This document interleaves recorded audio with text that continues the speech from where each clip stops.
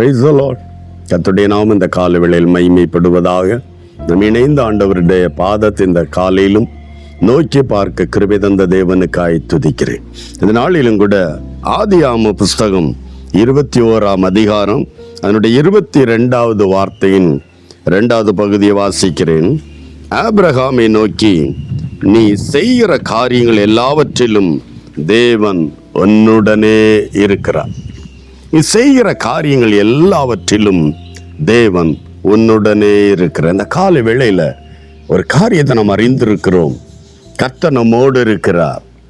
நம்மோடு இருந்தாலும் நம்முடைய கிரியைகளில் தேவன் அற்புதத்தை செய்யாவிட்டால், நம்மோடு இருக்கிறார் என்று தேவன் என்னோடு இருந்து அவன் என்னை நடத்துகிறார் என்று எல்லாம் நாம் விசுவாசித்தாலும், நாம் செய்கிற காரியங்கள் வாய்க்காமல் அல்லது அது அனுகூலம் இல்லாமல் அல்லது தடையாய் நன்மை இல்லாமல் இருக்குமானால், ஆமென், தேவன் நம்மோடு இருந்தால் இருந்த தடை வராது. கிதியோன் அதை தான் சொல்லுவான், கர்த்தர் எங்களோடு இருந்தாரானால் இவைகளெல்லாம் ஏன் சம்பவிக்கிறது?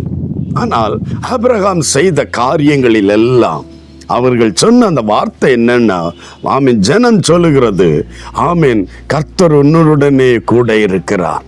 கர்த்தர் ஆமீன் அவனோடு கூட இருந்தார் என்கிற அடையாளம் அவர்கள் கண்டுகொண்ட விதம், அவன் செய்கிற எல்லா காரியங்களும் ஆசீர்வதிக்கப்படுகிறது. அல்லேலூயா. அவன் ஒன்றை செய்தால் அது 100 மடங்கு ஆசீர்வாதத்தை கொண்டு வருகிறது என்பதை ஜனம் கண்டார்கள்.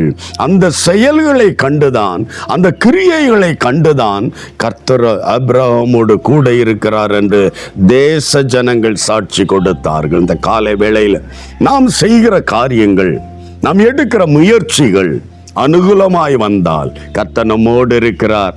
நாம் அந்த காரியத்தை குறித்து தேவன் சந்தோஷப்படுகிறார். அந்த காரியம் தேவனுக்கு பிரியமானது.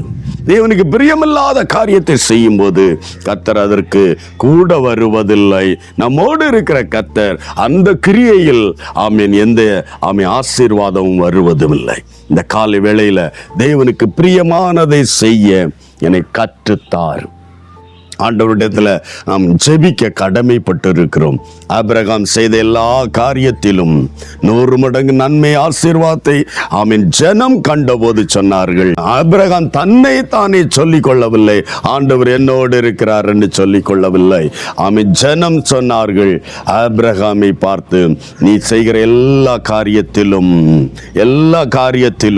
கர்த்தரோடு கூட இருக்கிறார் என்று. அல்லேலூயா. இந்த காலவெளியில் அப்படிப்பட்ட காரியங்கள் நம்முடைய வாழ்க்கையிலும் நடைபெற ஆபிரகாம் தேவனுக்கு பயந்திருந்தது போல, நீதிமானாயிருந்தது போல நாமும் பிரயாசப்படுவோம், ஆசீர்வதிக்கப்படுவோம். நாம் செய்கிற எல்லா காரியங்களும் செயல்களும் ஆசீர்வதிக்கப்படும். செபிக்கலாமா? ஆண்டவரை நோக்கி பார்க்கலாம். பரிசுத்த பிதாவே, இந்த நல்ல நேரத்துக்காக நன்றி. இந்த நாளிலும் என்னோடு இணைந்து செபிக்கிற எல்லா தெய்வ பிள்ளைகளுக்காய் துதிக்கிறேன்.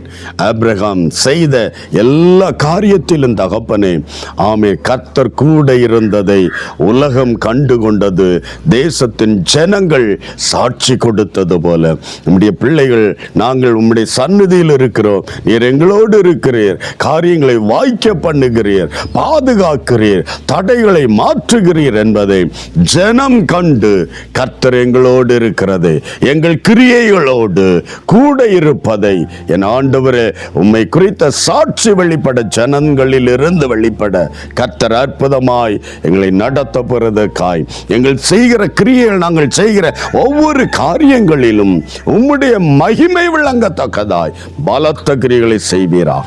அப்படி செய்ய போறதுக்காய் நன்றி. இயேசுவின் நாமத்தில் பிதாவே, ஆமேன், ஆமேன். நீ செய்கிற சகல காரியங்களிலும் கர்த்தர் உன்னோடு கூட இருக்கிறார். God bless you. Praise the Lord.